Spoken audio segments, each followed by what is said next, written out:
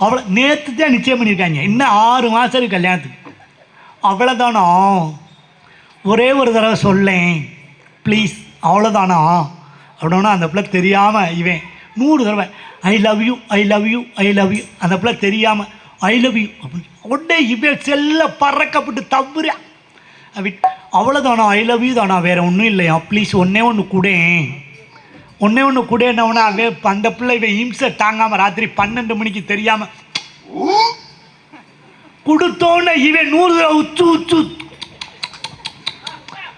கொடுத்து படுத்துக்கிட்டே கொடுத்தோன்னா அவங்க அப்பா பள்ளி தான் ஏதோ கெவிலி சொல்லுதுன்னு அவங்க அப்பா உடனே பக்கத்தில் படுத்துக்கிட்டு ஈவே அந்த பிள்ளை தான் முத்தம் கொடுக்குன்னு இங்கிட்டு ஈவே அங்கிட்ட அவங்க அப்பா உச்சுன்னு அவங்க அம்மா காலில் எழுந்திரிச்சு இந்த பள்ளி தொல்லை தாங்க முடியலைன்ட்டு.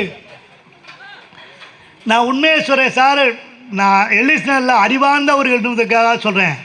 இப்போ கண்டிஷனே என்னென்னா கல்யாணம் பண்ணால் ஃபோனில் பேசக்கூடாதுன்னே ஒரு கண்டிஷன் போட்டிருக்காங்க. ஏன் அப்படின்னா கல்யாணத்துக்கு 3 மணி நேரத்துக்கு முன்னாடி கல்யாணம் நின்றுருக்கு, கல்யாணம் நாளைக்குன்னு இருக்கும்போது கல்யாணம் நின்றுருக்கு. உண்மையை நான் சொல்கிறேன், தயவு செய்து இப்போ இருக்க பிள்ளைகளுக்கு கல்யாணம் முடிஞ்சு உன் கூடையே தான் வாழப்போகுது. இந்த 3 மாதத்தில் பேசி ஒன்றும் பண்ண போகிறதில்ல, உன் கூடையே தான் வாழப்போகுது. அப்படி வாழ்ந்தால் இந்த அக்கா மாதிரி கல்யாணமாகி 35 வருஷம் கழிச்சினாலும் கொடைக்கானல் போனால் மேலே சாயலாம். ஆமாம், இப்போ கல்யாணம் பண்ணால் 3ஆவது நாளே டைவர்ஸுக்கு போயிடுறேன். உண்மை தானே? ஆனால் என்ன சார், ஏன் 2 நாளாக டைவர்ஸுக்கு நீங்கள் வரல? 3 நாள் ஜட்ஜு இல்லை, 2 நாளாக கோர்ட்டு லீவு சார், சனி ஞாயிறு வந்துருச்சு, திங்கக்கிழமை. ஆமாம், இல்லைன்னா அடுத்த நாளே போயிடுவேன். இப்போ நான் ஒரு காலத்தில் சார் பெண்ணை பக்கத்தில் பார்க்க முடியும்னாலே அது திருமணத்திற்கு அப்புறம் தான் பார்க்க முடியும், அப்போ இழுச்சிச்சு. ஆனால் இன்னைக்கு தெருவாக தெரியுது. அதுவும் உண்மையில நான் சொல்கிறேன், பெண்களை பாராட்டணும், பெண் பிள்ளைகளை பாராட்டணும், கைதட்டுங்கம்மா, பெண் பிள்ளைகளை பாராட்டணுக்கா நீங்கள். ஆமாம், உண்மையில ஆண்களை பாராட்ட வேண்டாம், பெண் பிள்ளைகளை பாராட்டணும். ஏன் சொல்லவா, கொரோனாவுக்கு அப்புறம் ஆம்பளைலாம் மாஸ்க்கு கழட்டிட்டோம். ஆனால் இன்றைக்கி தெருவில் எவன் கூட வண்டியில் போனாலும் மாஸ்க்கு போட்டு போகிற ஒரே இனம் பெண்ணினம். போஸ்ட்மார்ட்டத்தில் கட்டின மாதிரியே இப்படி கட்டிடுது,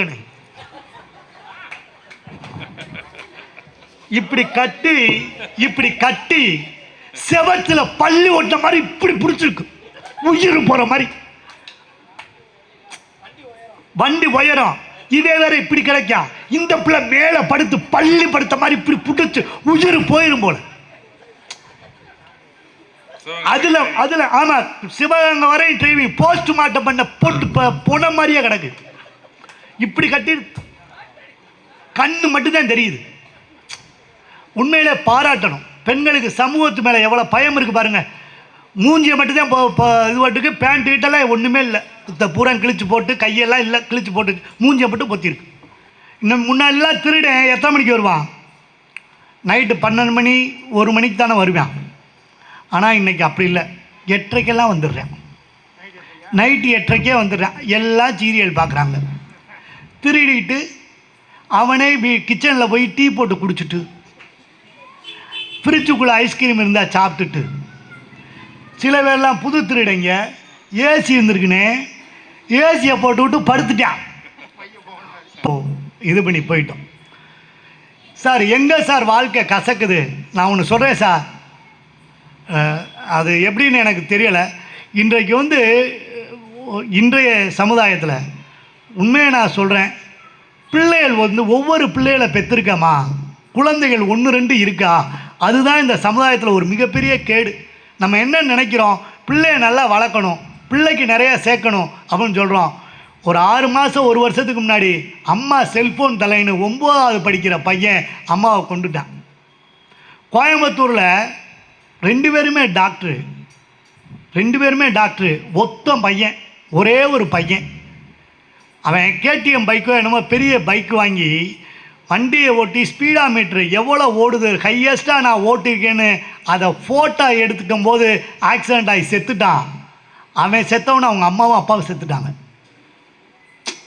இதே ஒரு காலத்தில் 5-6 பிள்ளை இருக்குமா, ஒருத்தன் போல இன்னொருத்தன், எதுக்கும் கவலைப்பட மாட்டோம். இது ஒன்று குறை. இன்னொன்று, ஒரு காலத்தில் ஒரு அப்பா சம்பாரித்து 6 பிள்ளைகளை காப்பாற்றினார். கைதட்டுங்க. ஒரு அப்பா சம்பாரித்து 6 பிள்ளைகளை காப்பாற்றினார்.